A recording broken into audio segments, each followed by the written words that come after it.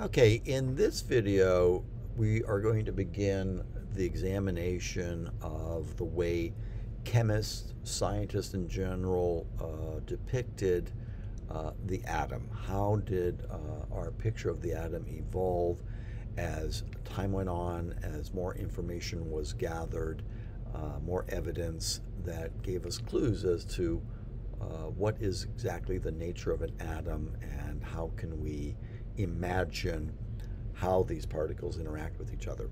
So in this video I'm going to talk about Democritus and John Dalton.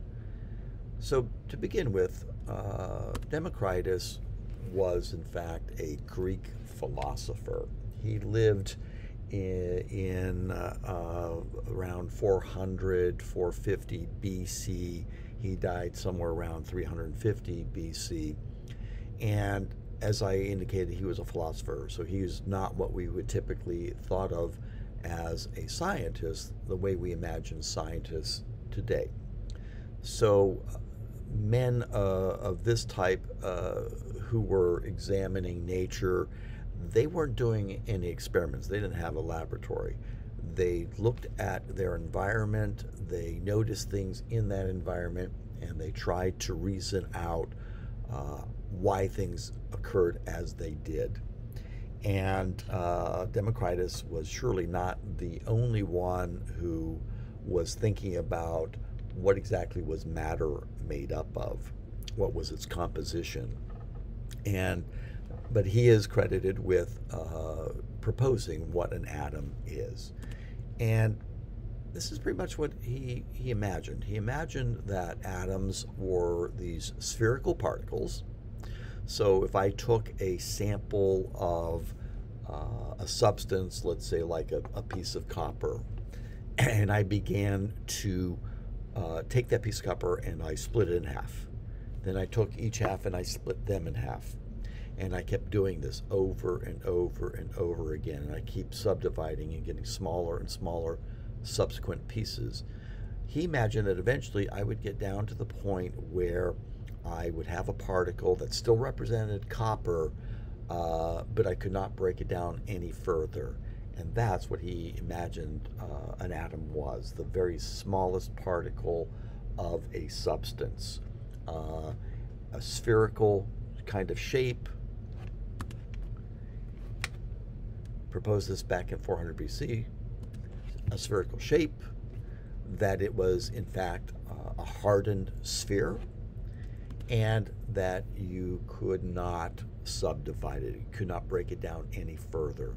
So clearly, not having done any experiments, there's no way Democritus would have known about the subatomic particles that we are aware of today. So remember, this is just a kind of a thought process, a thought problem.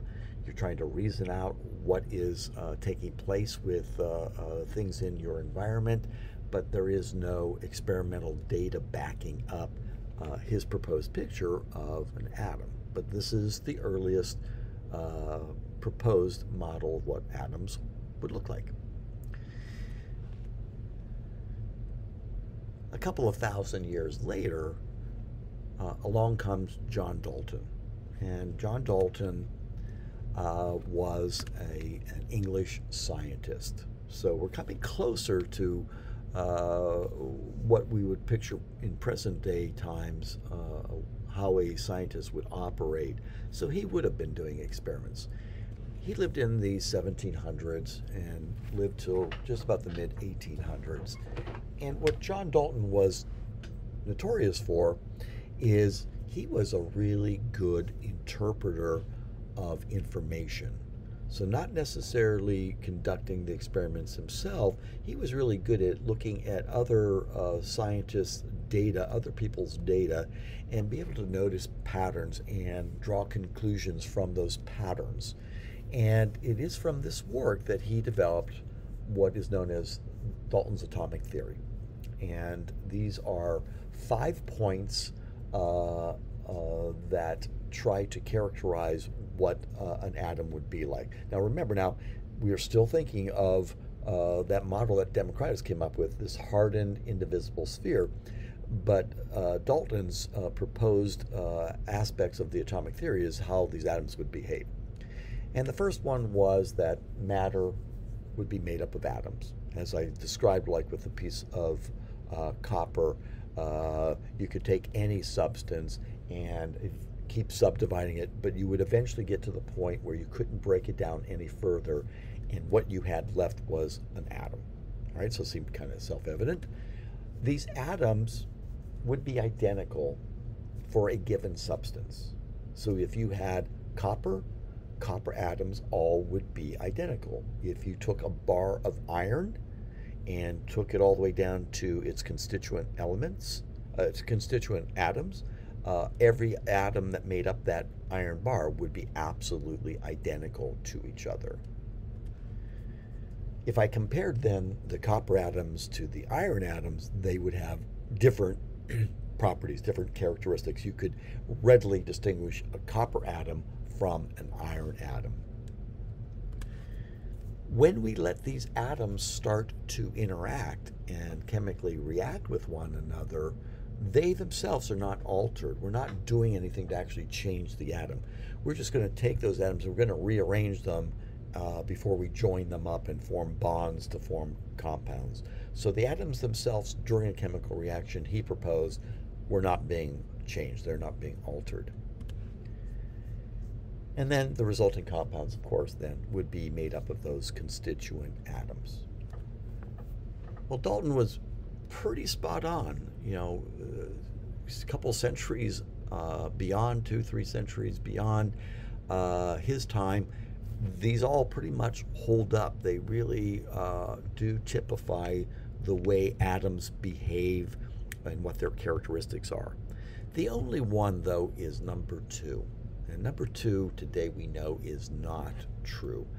And we know that because we know of the existence of things called isotopes that, of course, Dalton would not have been aware of. Remember, he thought atoms were these indivisible particles, hardened spheres. He didn't know about subatomic particles. So, for example, carbon, today, of course, we know there are different isotopes of carbon. Here you see depicted carbon-12, carbon-13, and carbon-14, and we know that atoms of an element are not absolutely identical, that there are differences at the subatomic level. So there you have 2 people who contributed to the early picture of what atoms looked like and how they behaved, and we will look further to other refinements and see how we picture an atom today.